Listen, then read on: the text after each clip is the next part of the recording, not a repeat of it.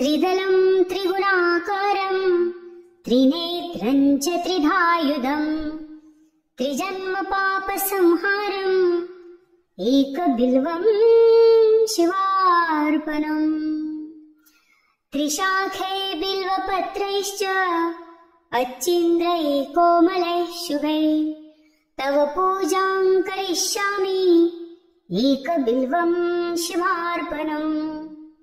कोटिकन्या महादानं तिलपर्वतकोटयः काञ्चनं शीलदानेन एकबिल्वं शिवार्पणम्।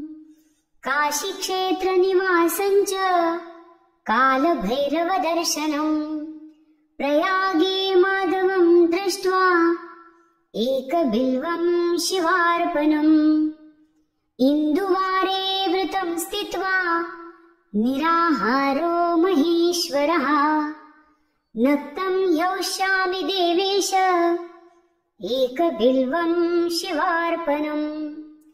रामलिङ्गप्रतिष्ठा च वैवाहिककृतं तथा तटाकानि च सन्धानम् एकबिल्वं शिवार्पणम्। अखण्डबिल्वपत्रं च आयुतं शिवपूजनम् कृतं नाम सहस्रेण एकबिल्वं शिवार्पणम्। उमया सह देवेश नन्दिवाहनमेव च भस्मलेपन सर्वाङ्गम् एकबिल्वं शिवार्पणम्। सालग्रामेषु विप्राणान् तटाकं दशकूपयोः यञ्जकोटिसहस्रंश्च एकबिल्वं शिवार्पणम्। दन्तिकोटिसहस्रेषु अश्वमेधशतक्रतौ कोटिकन्या महादानम् एकबिल्वं शिवार्पणम्।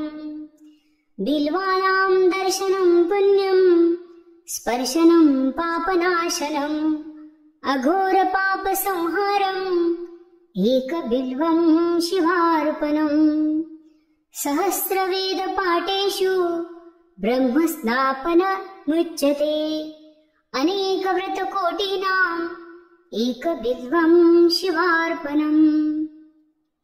अन्नदानसहस्रेषु सहस्रोपनयनं तदा अनेकजन्म पापानि एकबिल्वं शिवार्पणम्। बिल्वस्तोत्रमिदं पुण्यं यः पठेत् शिवसन्निधौ शिवलोकमवाप्नोति एकबिल्वं शिवार्पणम्।